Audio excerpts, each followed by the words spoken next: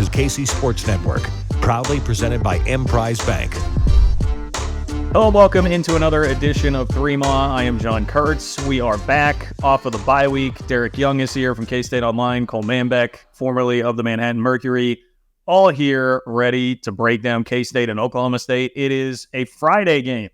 Cue the Rebecca Black. I'm sure Tucker can hit that for us in post-game. A little Rebecca Black, get the Friday going, because K-State plays Oklahoma State in Stillwater on Friday. And I know a lot of you are probably going to the game in Stillwater. It is a sellout. If you're going, you're going to need to bring the Holiday Distillery booze along the way for the tailgate.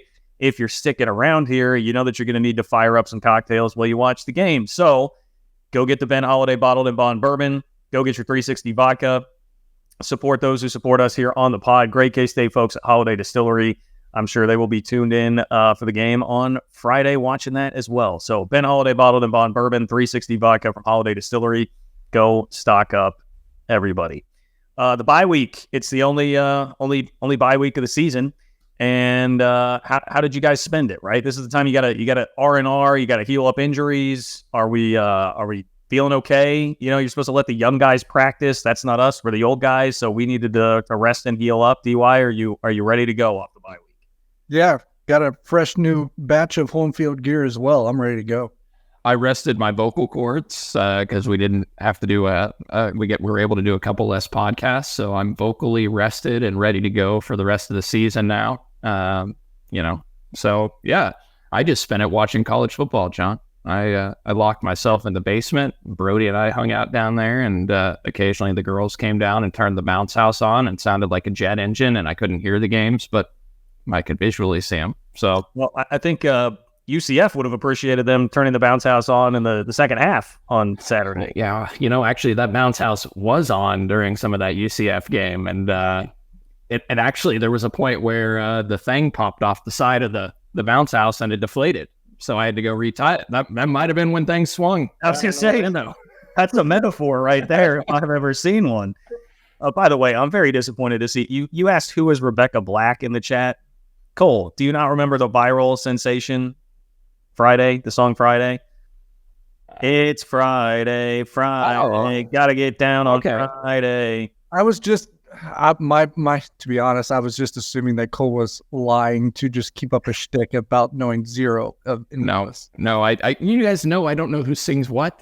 Come on. And Derek, let's glass houses, because what have I always said about my favorite moment on live radio with you is when I tossed to you about a Britney Spears related topic and you just sat there and gave me 10 seconds of dead air before I was like, okay, I'd never toss it to DY again about pop culture. Right, but if I can slam dunk on someone, it's Cole, so I have to take every opportunity. I didn't know who Blake Lively was on Sunday Night Football, and they were like, and Blake Lively's here, and I'm like, who's that? And then I was interested. I to be honest, I didn't either, and it was funny because poor Blake Lively, it was explained to me she is Ryan Reynolds' wife, not that she's had an accomplished career or so. Or Taylor Swift's friend. Yeah. By the way, I will just let everybody know the first reference to anything Taylor Swift related on the show came from Cole. That came from Cole. That was not me. I just put that out. Vanessa and I watched the Chiefs game in separate rooms on Sunday night. So she elected to stay upstairs while I went to the basement. Yes, but she was group chatting us, and more on that later on in the by the way, you guys, make sure to get over to our Patreon page if you want more content. More gold like this. We gave you an hour earlier this week. If you were missing out and didn't get your 3 fix earlier in the week, we did a full breakdown of the Big 12. Power ranking it, where K-State sits right now, and it's kind of a jumbled mess. So it was a good pod. But patreon.com/3ma if you want access to that. For $5 a month, you get access to multiple extra shows per week. You can participate in our college pick'em. You can be in the Discord server, get some inside info that way, and be able to chat with us throughout the week. Great way to stay in touch with us. So patreon.com/3ma for that. Okay, I said that we all needed a round into form health-wise during the bye week. Hopefully, K-State has done much the same, although there is one exception to that, or reserve that we found out is out for the year. But DY, Christian Duffy, I know Chris Kleiman talked about him now finally getting some reps under his belt because he kind of just got thrown into the fire against UCF, and it went pretty well. But he's a guy that definitely needed some practice reps. Jake Clifton is going to have to handle more of a load now. Hopefully, Keegan Johnson, the quad, was rested up a little bit during the bye week. I know there's some question as to how much, bye week really helps necessarily in that regard. But then you even have like Kobe Savage, VJ Payne swapping safety spots for the UCF game. They get a little bit of extra practice. I hope that you see a sharper, crisper version of this team coming out of the bye because of all that. I think you'll get a healthier team, a continued improvement along the offensive line, because I think Christian Duffy really helps that, although he was adamant that they've taken steps forward, not because he's returned, but just because they're getting better in general. And I thought it was a pretty stark sign that he's probably going to take nearly all of the reps at right tackle this week, just because it was the first time that he was available to the media all year, even though he's not necessarily a staple in the media room. But I thought that was significant that his presence was felt on, was that Tuesday? Yeah, Tuesday of this week. So you get that. Trayshawn Ward's back. RJ Garcia's back. I think, excluding the season-ending injuries to both linebackers, Daniel Green and Asa Newsome, it is probably the healthiest this team has been. Now, I know that's pretty customary to say after the bye week, but it's also pretty customary to say week one, and that wasn't the case. So they're healthier now than they were to begin the season, sans the season-ending injury. Now, we know about Daniel Green. Asa Newsome was the latest. And yeah, it does hurt your depth, and maybe he would play a little bit more as the season moves forward, and you're going to ask a share of guys to play a lot of more snaps than typical, probably for 8 straight weeks. So you wonder what that grind is going to be like in the wear and tear. But I will say this, at least in the immediate future, I don't know that I would sign up the emergency signs in terms of what it means for the season, because I went back, I think Asa Newsome has a combined less than 10 snaps each of the last 3 games. So he wasn't playing a significant role on defense, at least not yet. He could later in the year, especially with the other injuries that have occurred in that room. But he was on, just about every special teams phase. And, that can have an impact as well. Well, I mean, special teams have been great so far this year. So it feels like they can definitely take a hit and be okay. Yeah. Will Howard back at probably 100% too. So a lot of these guys, it wasn't so much just getting guys back. It's they got some snaps under their belt, and against UCF got a little bit into playing shape there, and then had the bye week to kind of get intricated more into the system again and get in better shape and more playing shape. And so like Jay Clifton, plays around 20 snaps against UCF, gets in the mix. Now with the bye week, he should be closer to 100% too. The same thing with Christian Duffy, which we started this off about. Will Howard, you're going to get RJ Garcia back. You're going to get Trayshawn Ward back. So yeah, you feel like you're equipped going into this game with a healthier roster than you probably had since the season began. So probably more than week one, in my opinion, just because they were some of those guys were at least limited in week one as well. And we haven't even brought up tight end Garrett Oakley, which I kind of think you just mentioned of this offense a little bit. Right. No, I forgot about Oakley. I mean, I don't know how I forgot about it because we're so high on him. Oakley got around 20 snaps in that game against UCF too. He's going to get more into the mix as this goes. And then John Pastore, redshirt freshman left tackle, talented tackle. He's on the 2 deep now. First time that he's appeared since he suffered the injury in fall camp. So that probably shows that he's making strides. And we know they love Pastore's future. So yeah, they're getting healthier. It sucks that Asa Newsome got hurt, because you guys have heard me say before, and I know you guys feel very similar, that he's maybe my second favorite recruit in the 23 recruiting class and has such a bright future. Probably isn't going to hurt you too much this year, but you just hope it doesn't stunt his growth moving forward, and that he'll be ready to go next year and be 100% confident in his knee. Good thing is it happened at least early enough in the season where there's a longer recovery time for him going into next year. Yeah, that's what I was going to describe.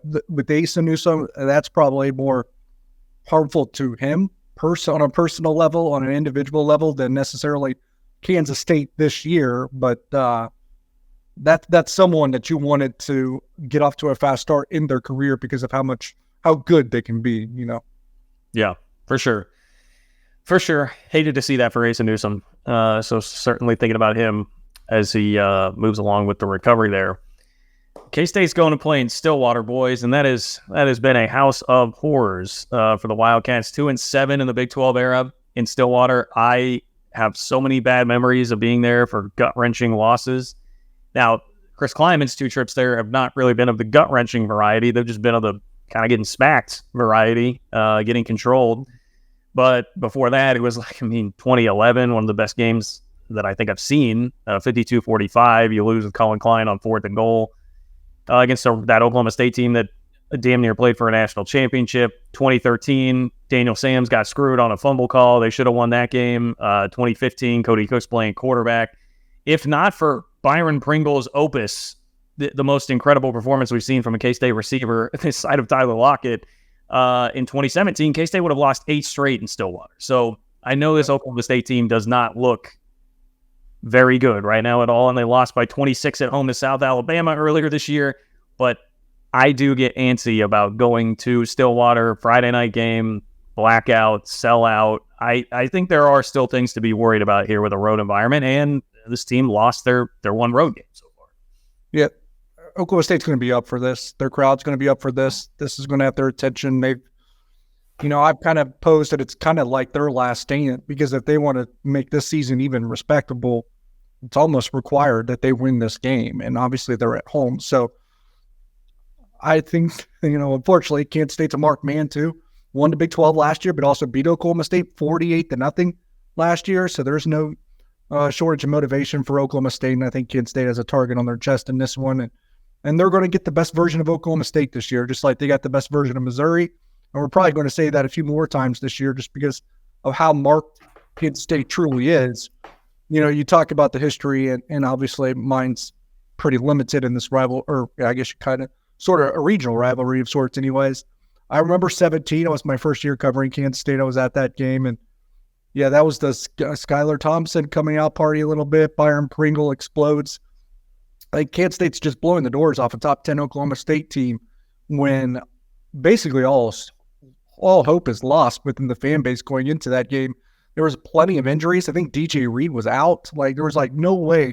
Maybe AJ Parker was out, one of them, maybe both. It was no way Kansas State's going to win this game. And they get up 4 touchdowns, maybe 30 points. The funny thing is I think Oklahoma State scored 3 touchdowns in the last 6 They needed every last bit of it to hang the hell on. But yes. Yeah. And then, 19, I remember because that's the first year of head coach Chris Kleiman. And I think they had a late field goal or maybe a late touchdown to make that score look a lot closer than it was, because Kansas State, honestly got their ass beat up pretty good in that game. And I thought that they were just trying to make the score closer to make it not look terrible. I don't remember 2021 for some reason in Stillwater. I know it wasn't a win, so that's weather delay. Yeah. I thought 19 was weather delays too, so it might have been 2 years in a row. DY, how could you forget about Jaron Lewis to Deuce Vaughn was that K-State's only touchdown in the game? Yeah, Mason brought up that too, but I really don't remember it. The last game I remember was, besides 48-0, was the 2020 game in Manhattan where Will Howard fumbles the ball when they're going in for the go-ahead score late in the game. Yeah. 2019 was the lightning delay game. 2021, you mentioned, Jaron Lewis. It was a Saturday night kick, and K-State and so 19 and 21, K-State, which wasn't very competitive in either one of those games. But before that, the previous 5 games in Stillwater were decided by 7 points or less. Tons of competitive games. John, you mentioned it. I mean, K-State arguably could have said they should have won the 2015 game down there, 36-34. They lose it with Cody Cook at quarterback. The 33-29 game, Daniel Sams didn't fumble the ball early on in that game, kind of swung the momentum, and they lose it by 4. And they didn't have Jake Waters and Tyler Lockett. And Tremaine Thompson were out. Remind everybody of that. And Daniel Sams still damn near won the game against a ranked Oklahoma State team on the road. Yeah, so that it felt like you could have won that game. The 52-45 game you mentioned, even going back to the 2003 season when Bill Snyder and then went down there, Darren Sproul, Big 12 championship team for K-State. They lose that game 38-34.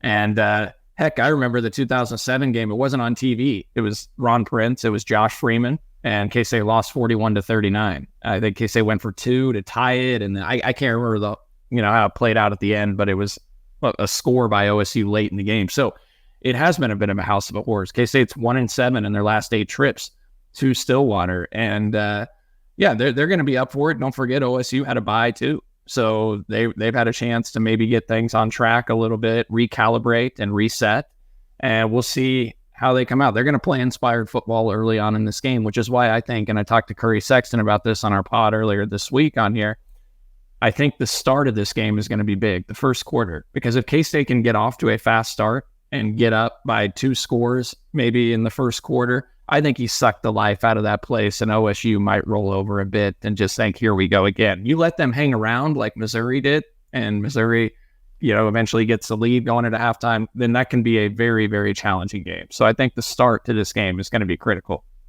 I would say the start will have to come from the defense, because the offensive start has been fast every game. So I don't think you worry about that.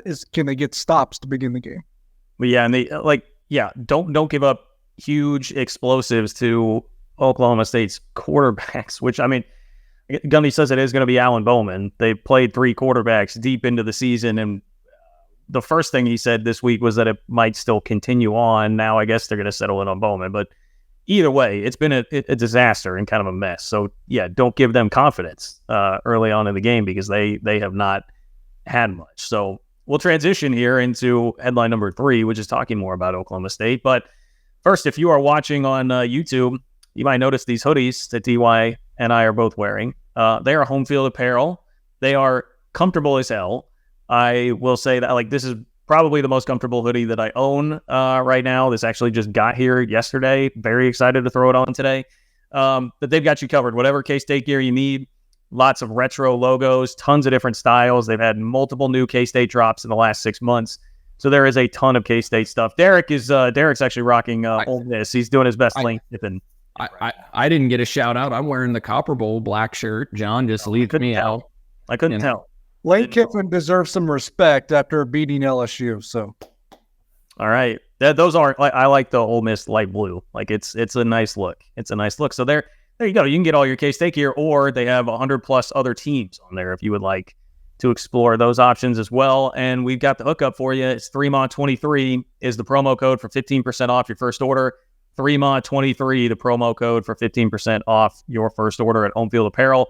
Go get geared up, see our friends at Home Field, and you will not regret it. I can promise you that. We are back in just a moment. Thanks for listening to KC Sports Network. Make sure you download our new app. Find it on the App Store or Google Play. Just search KC Sports Network. So as much as we just hyped up playing in Stillwater, some of the motivation Oklahoma State will have, the fact that Mike Gundy is coming off of a bye week, and while he has his flaws, Oklahoma State fans would tell you the biggest perhaps is not embracing NIL.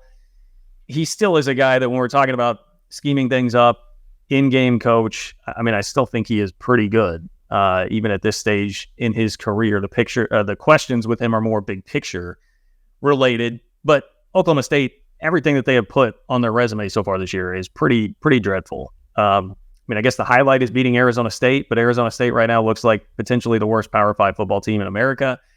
So they've done this 3 quarterback rotation thing. They put up 7, it was 33-7, right? At home to South Alabama. They put up 7 points and just got clubbed by South Alabama, a team from the Sun Belt. So it's been a rough go of it so far this year for Oklahoma State. So from that standpoint, also, they lost by, was it double figures to Iowa State? They got handled, certainly by Iowa State. Okay. 34-27. Right. They made a little bit of a push there.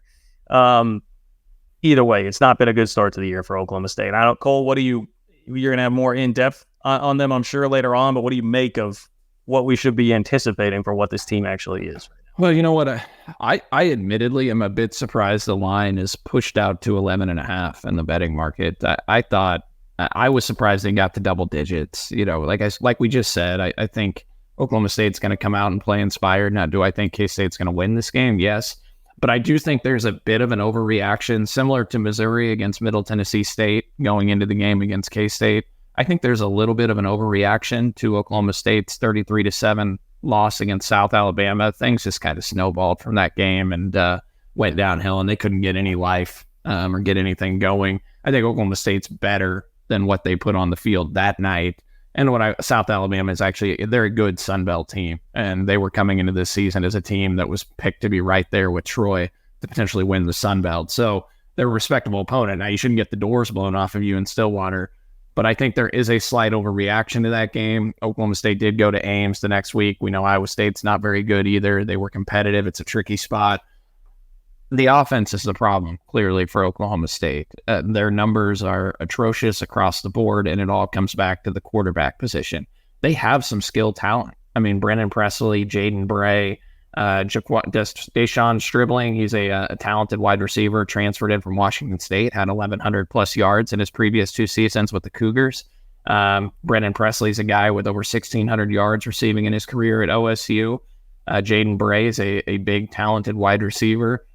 They've got some skill guys, but they don't have anybody that's gotten them the ball consistently. And the whole 3-quarterback system has just been a complete mess and disaster, the way that Mike Gundy has handled that.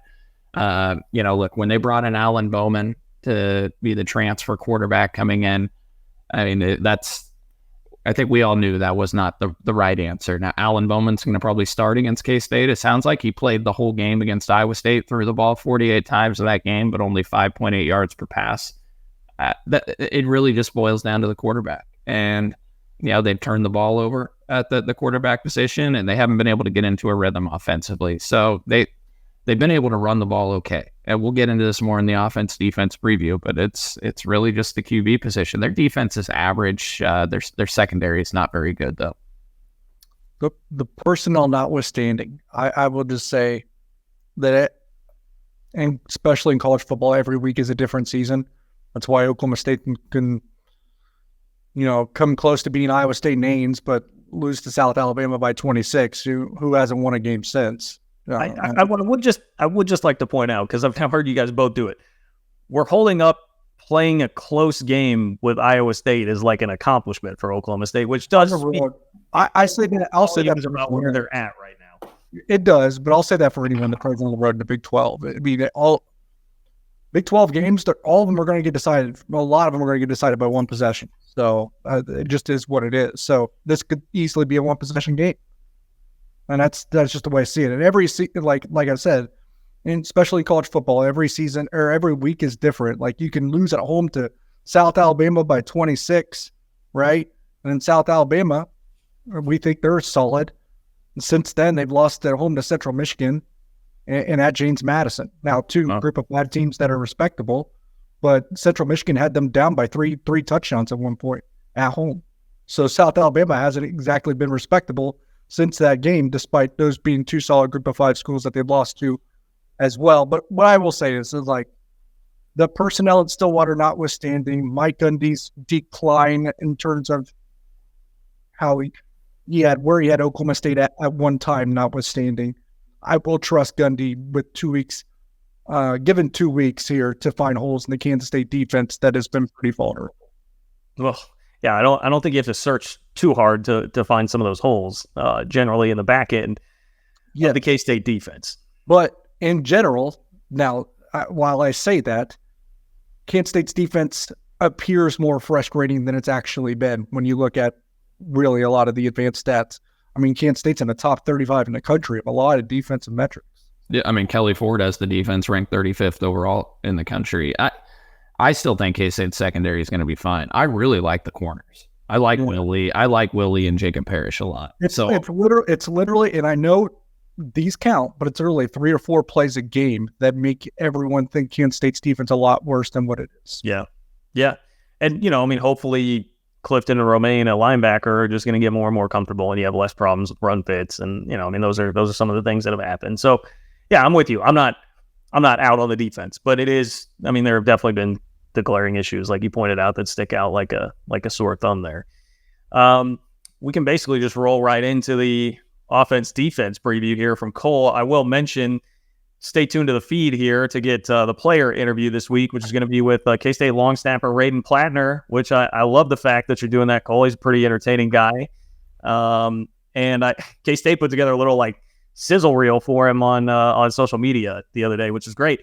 Hey, shout out to Raiden Plattner. He had a hell of a tackle on special on last Saturday, a couple Saturdays ago against UCF. It was a great play, and in a day where I was clearly immensely frustrated with special teams, not the fault of Raiden Plattner. He was busting his ass going down and making tackles on special teams. So. Well, I mean, credit to our Patreon subscribers on our Discord channel. They're the ones that suggested, hey, you should have Plattner on the pod. Very entertaining, good dude.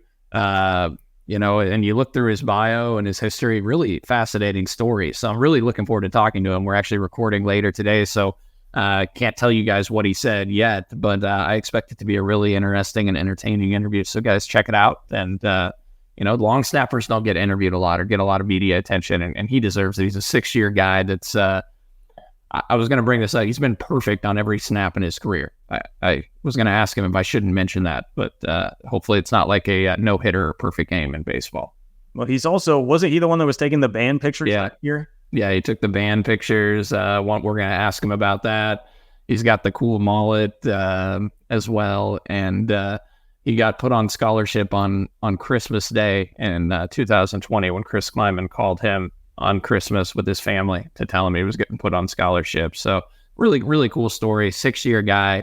His announcement when he came back to Kansas State too, talked about, some people go to college for 7 years. He goes, yeah, I'm not going to be a doctor, but here I am. He's actually a 6-year guy.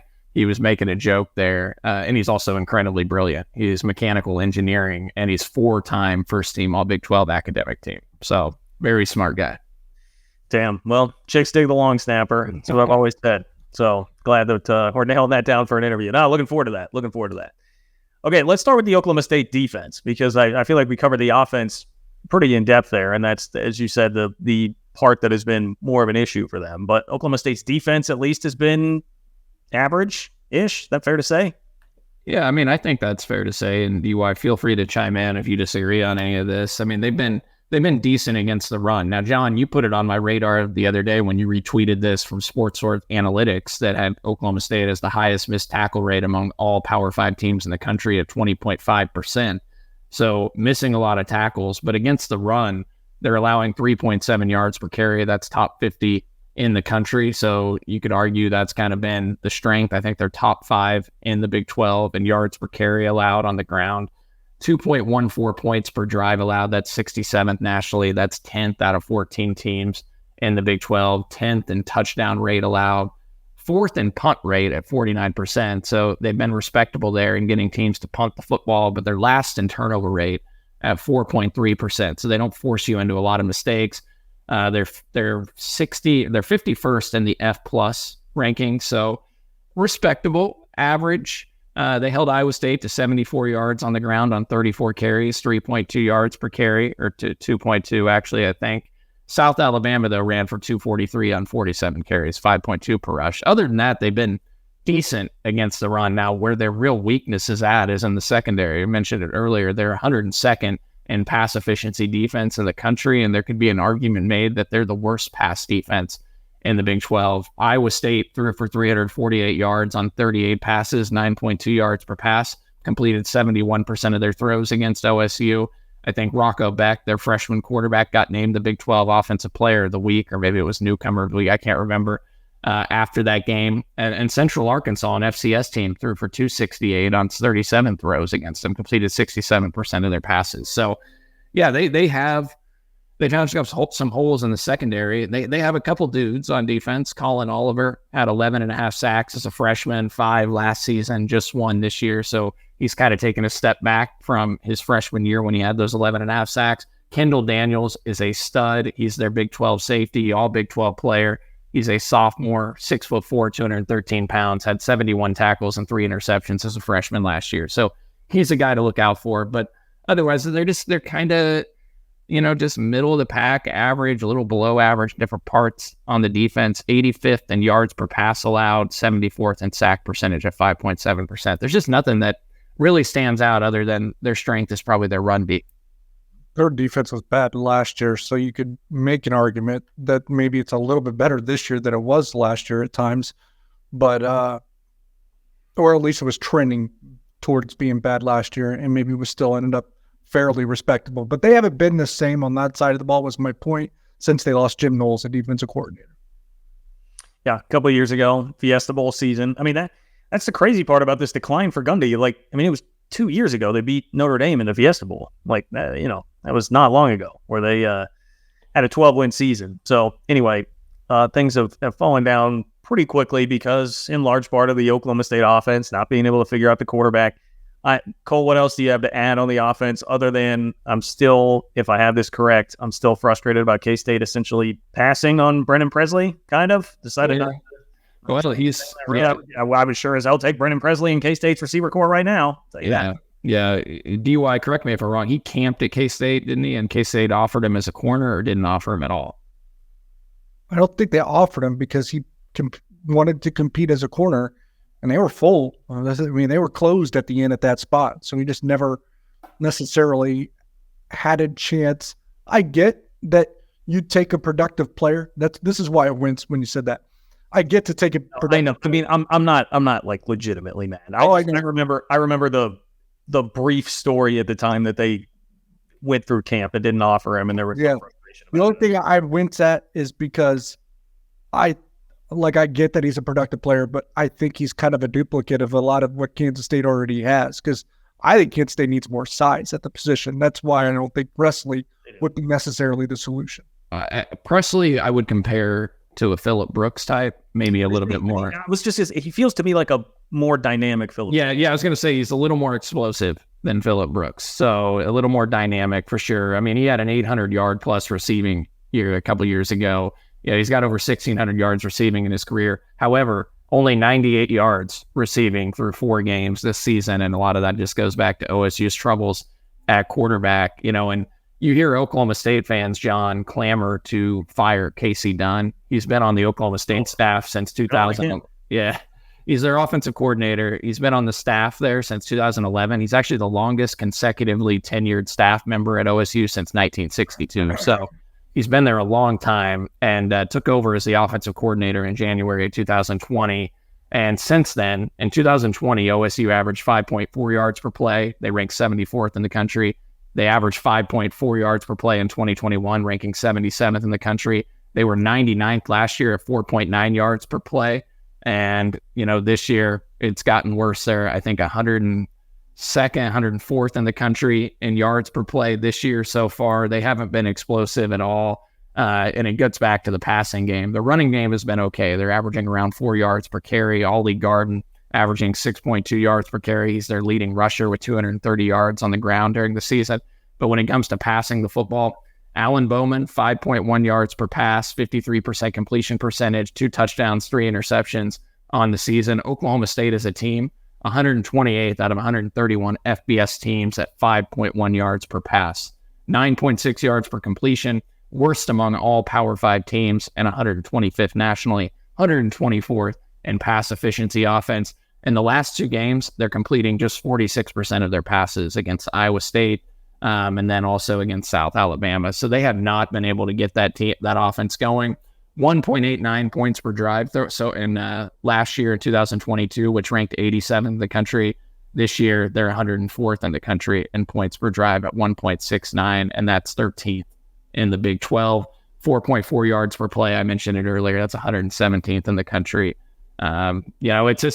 It's been kind of a steady downhill decline of this Oklahoma State offense since Casey Dunn became the offensive coordinator, and they've suffered from it. In fact, if you go back, John, over their last 10 games since K-State beat them 48-0, they played 10 games. They're 3-7 in those games. They're averaging less than 4.6 yards per play in those 10 games. To put that in perspective, the number 115 team in the country last year out of 131 FBS teams averaged 4.6 yards per play.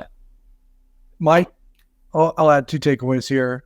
My takeaway is you said the Oklahoma State offense is trending down since he was the offensive coordinator. We've said the defense is trending down since Jim Knowles left as the defensive coordinator. So I'm not saying it has to be the end of Mike Gundy. He could find a revival of his own. We'll see if that happens.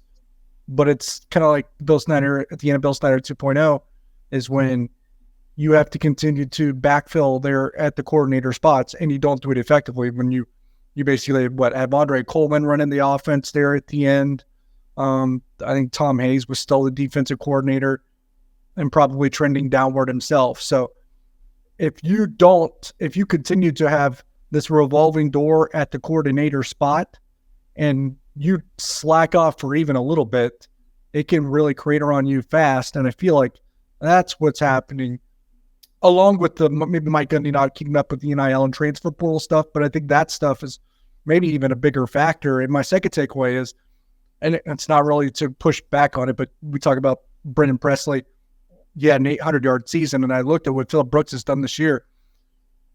Like if he has I think Brendan Presley played in 13 or 14 games that year. He had 800 yards. So if Phillip Brooks plays in 13 or 14 games, he's hovering around 750 yards this year. He's on pace to get up there about 800. Yeah, well, look, I mean, no shade to Phillip Brooks because they have needed him badly this year. They really needed him. Yeah, he's carried the receiver corps so far. So yes, I did not mean that to be any real slight on Phillip Brooks, more just respect for Brendan Presley. I think he's a pretty good player. Last thing I would add here real quick before a break, Charlie Dickey is still on the staff at Oklahoma State as the offensive line coach, and that I was fielding questions on Twitter last week from Oklahoma State fans and like Oklahoma State media guys being like, hey, like what was the reputation of Dickey at K-State? Because they don't seem very thrilled with him right now. And I was like, he was pretty respected while he was in Manhattan. But yeah, I think he was. Is Joe Bob still there too? Yeah, I think he is. Yeah.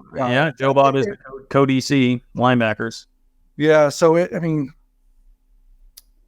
I would say it's a coaching staff that they probably haven't revolutionized enough in terms of getting more younger voices in there. Yeah, I think that's right. Yeah, I would agree. Okay, quick hitters are coming up next. Thanks for listening to KC Sports Network. Make sure you download our new app. Find it on the App Store or Google Play. Just search KC Sports Network. Well, I'm going back to the well, asking you guys about Avery Johnson touches after we thought he was going to play a huge role against UCF, and Will Howard went all the way, and the offense performed very well, topping the 40-point mark. So what will be the higher number in this game? Avery Johnson snaps or DJ Giddens catches? DJ had 8 catches against UCF. He has 12 on the season, which would be 3 a game. What are you taking? I will take the Avery Johnson snaps because I continue to be insistent that he's going to play a role more often than not this season. I think that's what he would like. I think that's what people in his corner would like. And I think that's what Kansas State would like, because at some point they need to try some things to maybe be a bit explosive. Now, in terms of explosiveness, they're doing all right in the 10 plus, 20 plus, even 30 plus yard kind of things, but you kind of want even the bigger play, and they haven't had that. And on the flip side, look, DJ Giddens is a lot better receiver than I ever give him credit for. But Trayshawn Ward's back too. So, his catch, I wouldn't be surprised if he only caught 1 or 2 balls. Yeah, I'm taking Avery snaps because I also think with the bye week, they'd likely worked him into some more packages as well. And just as the season continues to go along and Avery learns the system more and more, that there'll be probably an increase in snap counts. And there's also the possibility that you're up by, a couple scores in the fourth quarter of this game as well, hopefully. I'm not predicting that necessarily, but I think Avery will get, probably 8 to 10 snaps in this game. He had 7 at Missouri. It could look like Missouri.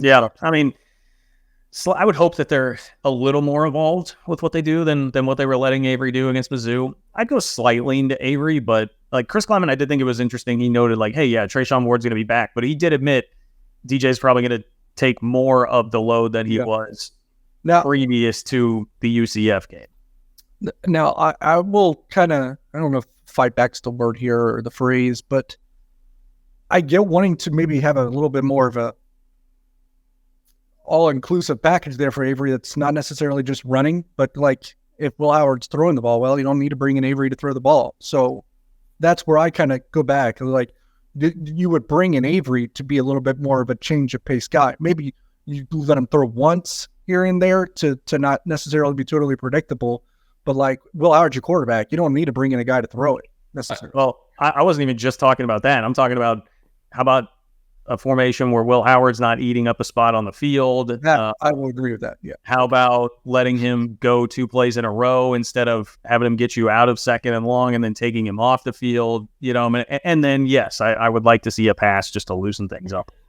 And I think we'll see him throw if he plays against Oklahoma State, and you just keep waiting for it because you keep waiting for defenses to really cheat up against the run on him and that they're going to pop a big play. at some point be at the pass with Avery on the field. And I think that might happen against Oklahoma State. All right, next quick hitter. Who will play a higher percentage of their team's games this year?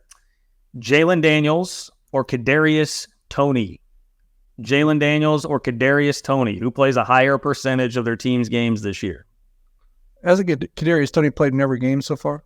I guess you're right. He did play against the Lions. Yeah, and I don't. Damn it, I play against the Lions. I don't think he's hurt right now. So I mean, I wouldn't be surprised if Kadarius Toney plays in every game. They're not using him very much, though. He didn't get very many snaps, but he's playing. So yeah. He could play in every game. Jalen Daniels can't. So Jalen Daniels is only at 60% right now, right? He's missed 2 of 5. He's missed 2 of 5. He can miss this week against UCF. So I'm going to take Kadarius Toney, even though it's not total games played and we're talking percentages. I still think I'll take Toney. And I expect Toney to miss some games. That's his MO. But the Jalen Daniels thing is weird, and I just don't know when he'll be back or if he'll play Saturday or not. And back issues are really tricky because they can pop up at any point. Yeah. Yes, back issues are really tricky. Other issues also are really tricky, and who the hell knows exactly? All the issues that surround that particular situation are tricky. Yes, that is one word for it. Yeah. I'm not seeing any joyous pictures from Lance Leipold's office this year with Jalen Daniels, to put it that way. Who will be the first Big 12 newcomer to win a game against the old guard? They're 0-7 so far. The only win in Big 12 play for one of the newcomers has been BYU beating Cincinnati. So I will give you the schedule. There's only one in action this week. UCF has the only shot this week, but they're at Kansas, which is a pretty tough game. BYU goes to TCU next week. Iowa State is Cincy next week. And Houston hosts West Virginia next week. So who's going to be the first Big 12 newcomer to win a game in conference? Well, I don't feel great about a lot of these. I'll say BYU loses to TCU. I'll say KU beats UCF. Iowa State, I think, will lose to Cincinnati. And I also think West Virginia could lose to Houston. Yeah, I'm going to take Cincinnati over Iowa State. I'm intrigued by this UCF at KU game. I did read Gus Malzahn said UCF's pretty beat up right now. They suffered some injuries against Baylor last week, so we'll see how healthy they are. But UCF's going to have to come out inspired after a really difficult loss if they're going to beat KU. I think that'll be a very interesting game. Kelly Ford actually has UCF favored by 2.5 with a 58% chance of winning at KU. But with the quarterback situation in Kansas too, it's so hard to project what that game's going to be. So I don't really have a lean one way or another. I just think it's going to be a very interesting, close game. I'll say for sure, though, I think Cincy beats Iowa State. It's funny that the Red Rivers this weekend, obviously with Texas and Oklahoma, and I'm probably more intrigued, and this is not just a bit, I promise, but I am probably more intrigued by both UCF at KU and Texas Tech at Baylor. Yeah, I would agree. I mean, I don't think UCF is winning that game, even if it's going to be Jason Bean. They've got a week now to plan and get Bean ready instead of being thrown into kind of an unfair position on Saturday. So I don't see that being a win. Honest, guys, you guys know, if you listened to our Patreon show earlier this week, and if you didn't, patreon.com/3mod to sign up. I like BYU, man, and I think TCU is garbage. So I'm going to take BYU to win in Fort Worth. Stick a fork in the frogs, man. It could happen. BYU already won in Fayetteville, but that's also a fraudulent team too. So I don't know. You think neutral field, TCU against Arkansas? Who's winning that game? Arkansas is a disaster right now. TCU feels pretty bad. I don't know. I would take Arkansas, but Cole, you were like smiling at me for the TCU thing. What is your mind? TCU? He's pretty. I'm enjoying TCU's failures. Okay. Yeah. I still could see TCU winning at home. Let me put it this way. West Virginia. Sorry. I think there will be lots of beers thrown at BYU fans, which will be a little extra ironic in Fort Worth because BYU is beating TCU. John, there won't be because all those trust fund kids that were in attendance for the K-State game last year that jumped on the bandwagon at TCU aren't going to be there anymore. Oh, you think they're out? Okay. Oh, yeah, they've checked out. They were on the bandwagon last year. I think a lot of those people that were checking the beers and stuff were people that aren't used to winning. The checkout game this week is Tech at Baylor. The loser checks out. Probably so. So do you root for Baylor? to win. You should, yeah. I would agree. And speaking of that, DY, who wins more games this year? Baylor, Oklahoma State, or Texas Tech? They all have 2 wins right now. Baylor and Tech are 2-3. Oklahoma State is 2-2. Even though it was, I think, in ways fraudulent because I think they had 2 non-offensive touchdowns, and obviously Houston is not very good. For some reason, that still seems like it could be a jumping off point for Texas Tech, just because I do think they have the much better roster of the 3. Texas Tech is the correct answer. You nailed it there. Cole? Well, I would say Texas Tech. I mean, I did just on the Patreon pod this week power rank them 4th. I really boxed myself in a corner. That's not a losing record. Yeah, I've boxed myself in a corner with this opinion because I think there's a decent chance Baylor's favored by a point and a half against Texas Tech in Waco. There's a decent chance Baylor beats Tech, and then the Red Raiders are sitting at 2-4 overall with 2 Big 12 losses, and then Baylor's got the tiebreaker, and that would give Baylor their 3rd win. I'm still going to lean to Tech, but I think it could be Baylor. Yeah, it wouldn't shock me because I will say one problem that if you want to look a little bit at the history under Joey McGuire, and it's kind of stretched into this year, is they are bad on the road. They are very bad on the road. Yeah, they got to get that figured out. All right. This is why I was adamant, Cole, that you could not look at the sheet before we actually started the show. Would you agree to the following scenario? K-State wins another Big 12 title, but Taylor Swift starts dating Ben Sinnott, and she's at every K-State game, and Vanessa and I have a group text with you every game where we're just analyzing Taylor Swift's reactions. And the K-State wins a Big 12 title. If that happens, that's a scenario. Yeah. All right. Taylor Swift, welcome to Manhattan. You can come here every game. I'll be your biggest fan. If K-State wins another Big 12 championship, it won't bother me.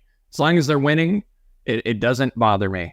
So the Chiefs won on Sunday, and you seem quite bothered in the group chat that we had. Damn it, John! She was a distraction. Patrick Mahomes didn't look like himself. The offense looked like a mess. It was dysfunctional. There's only one thing I can pinpoint. Zach Wilson all of a sudden looks like he had all the powers and zapped Patrick Mahomes' powers, and that just felt like lost one of the worst teams in the NFL last year. Still won a Super Bowl. I don't think that has to be. What was it? The Colts last year? The Chiefs lost to. Yeah, I tried to put it in perspective. Not to get too off topic, but the Chiefs, the Bills with Zach Wilson, a quarterback for the Jets, lost in New York with Zach Wilson playing the majority of the snaps, and we know Buffalo is a good team. So K-State, the Chiefs still won that game, so that's all that matters. Chiefs. I was expecting more pushback on this. I'm not, John. I'm all for it as long as K-State's winning. Now, if you told me that Taylor Swift would be at all the games, but you didn't give me the lock of the Big 12 championship, I'd be like, yeah, she's closing the roads. We're closing the airport. She can't fly in. Not letting her in, Manhattan. You're telling me you wouldn't? What is Fly MHK back up anyway? It is. Yeah. What would be with college? Like the Chiefs are popular enough with the NFL success and just the NFL in general. With college, I would say, even if you didn't guarantee me the winning, like having Taylor Swift at a game or two for those national headlines and the viewership would be pretty darn good for a college team. So Swifties coming after Ben Sinnott. Yeah, I guess I'm for it. I guess I would support Taylor Swift dating Ben Sinnott or anybody on Kansas State's roster. So hopefully her and Travis break up soon and we'll see. We'll make a pitch for Ben. Ben might have a girlfriend, so sorry, Ben. Yeah, I know. I'm saying this obviously with no knowledge of Ben Sinnott's personal life, but he's the tight end. He's K-State's Travis Kelce. He's kind of pulling along a receiver core that's lacking a bit so far this year. There's some parallels, okay? Lead pipe lock of the week time. Cole is... I forgot to update Cole here. So I am 3-1. Cole is 2-2. Derek is 1-3. Derek, did you really put a bet on UConn as the lead pipe lock of the week? I thought Duke was looking ahead to Notre Dame, and they still won 44-0. I didn't think I took the first half line. Still didn't help. I'll just get into it.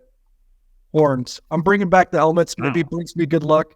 Horns. I think they clobber Oklahoma again. Brent Venables is not made for this. What is the line on it right now? I've got it at 5, but I think it opened at 4.5, so I got it at 5. Okay. It's at 6.5 now, by the way. Yeah, I was going to say, it's 6.5. And we're at 4.5. I got it at 5. So John, why don't you go next? Okay. All right. Fine. There were 2 lines to me that I saw this week, and I was like, that does not make any sense. And to me, they were like a Vegas knows something line where I just lean into it. And I'm like, even though I don't agree with this, Vegas has to know something here. One of them that I will not choose is Arizona State being only a 4-point underdog against Colorado. And I realize that's on the road. I realize Colorado's still a little beat up. But, I mean, I still think they are significantly better than what Arizona State is. So I considered that, but the one I'm going to go with is LSU-Mizzou. I mean, LSU is a 6.5-point favorite on the road in Columbia. I mean, I don't know. I know there was a thought that like LSU, even after they lost to Florida State, was still a great team going into this last week where Lane just completely blitzkrieged them with his offense. But I don't see it. I don't believe in LSU that much. Mizzou, they will have a fired up crowd. They're going to be excited and ready for that game. And with Brady Cook playing the way that he is, and Luther Burden playing the way that he is, like I think they're pretty good. I would take, if I were choosing on my own merit, I would say Mizzou should cover that. But this seems like Vegas just knows that LSU is going to come out and wreck shop here. So I guess I'll go LSU minus 6.5. That's interesting. Yeah. The line caught me by surprise when I saw Missouri was that far of an underdog because LSU doesn't have. I mean, they still have an SEC title potentially to try and play for, but the college football playoffs out of the picture, and they had aspirations of that. Of course, I say that with the SEC. Who knows how they'll try to spin that up if LSU would win out. But it's an interesting game. I'm going to take actually another SEC game, John. I'm going to take Texas A&M with the 2 points. They're +2 at home against Alabama. I thought A&M looked pretty good. I don't have a lot of trust in Jimbo Fisher, but I thought A&M looked pretty good against Arkansas on a neutral field on Saturday, and it's just this Alabama team. Something's up. Like I know they won pretty handily at Mississippi State, but this is going to be a really difficult game for them, and I'll take the points with A&M. I think A&M's going to win outright. I think Bama's winning the West, man. I think I'll probably stay away from that game. I get the logic, but I just don't trust A&M enough to make it my lead pipe lock of the week. I think I would have gone a different route for that. What I will say, another one that I would give out that I considered. Cole's like, damn. I was like, the guy who trusted UConn is throwing shade at me trusting A&M. I know. Yeah, that's fair.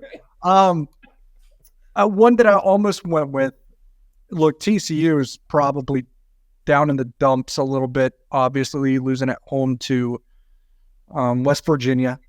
And I think that offense probably has more problems to it than just the Chandler Morris thing, who's probably overrated. I think Kendall Briles is probably overrated. And now they're going to Ames to play Iowa State, who can't score. I get that. Although Rocco Becht has looked better of late. I wouldn't take the spread in this game, but I looked earlier this morning. TCU's over-under team total is 30.5. I don't think they get that. I think the Clones can keep them under that. I would hammer that too. I don't think that they're getting to 30. Yeah, I don't believe in Chandler Morris on the road. And Iowa State's going to be probably a little bit more inspired going back home. And Oklahoma got 47. That was like a kind of a fluky 47. So DY, why do you give out these secondary picks? You just know that's what's going to hit. You're going to lose your lock. I know. Oh, I know. But I think I hand out a secondary pick because I know my primary one won't hit. So I'm like, people, I promise I'm not an idiot. Hey, let's win somebody else $2,800 this week with the 3-mall parlay of the week. So and I said this earlier. I brought the helmets out today, boys. So like I was prepared because I'm bringing the mojo back. But this is going to be a very interesting game. What could I get you to throw whoever you think is going to lose? Throw who I think. Oh no, I threw the wrong one. I think it was reversing my mirror, like as I'm picking up my screen. I think Tech wins. Sorry, Red Raider. All right, Derek Young. I'll make up for it. I threw Missouri once this year. I'll throw it again. LSU wins. No, okay, all right. Worked out really well the first time. Predictions. I'll start here. I guess it depends on where you get the line as to whether or not I have Oklahoma State covering. I've got K-State 34-23 over the Cowboys. What? I'm surprised at your reaction to that. What is the wow there? It's right, 35-23. Oh, okay. I was like, I didn't think that was like crazy, but It was like the exact same score almost. Yeah. I'll take K-State 30-17. I'm surprised you guys have OSU scoring 23.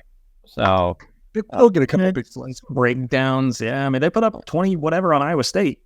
If there's one thing that they like got better at it in the 2 weeks, it's maybe finding a way to exploit the inexperience of Kansas State.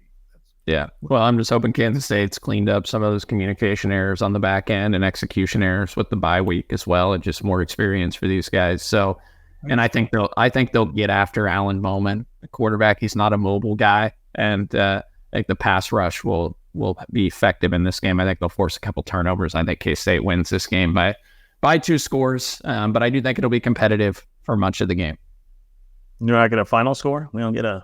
I said 30-17. Oh, 30-17. Okay, I missed that. Sorry. Which means, let's see, that would be, I'm going to change that, 31-17. I don't think K-State's kicking 3 field goals. So I'm going to make it 31-17. You don't think they're kicking 3 field goals, or you don't think they're making 3 field goals? Well, that's an equal dilemma there for me. Well, I thought maybe you had them missing an extra point and making a field goal. You can't have any more missed extra points. Yeah. So Ivan said that Tennant had a good week of practice and reacted well. So, yeah, be optimistic. Be optimistic. Yeah. Okay. Appreciate our friends at Home Field. Awesome hoodie. Very, very comfortable. Homefieldapparel.com, Fremont23, the promo code there. Ben Holiday Bottled and Bond Bourbon, 360 vodka from our friends at Holiday Distillery. Appreciate the work of Nick Springer behind the scenes. For Derek and Cole, I am John. Thank you for listening to another edition of Fremont. We'll talk to you soon.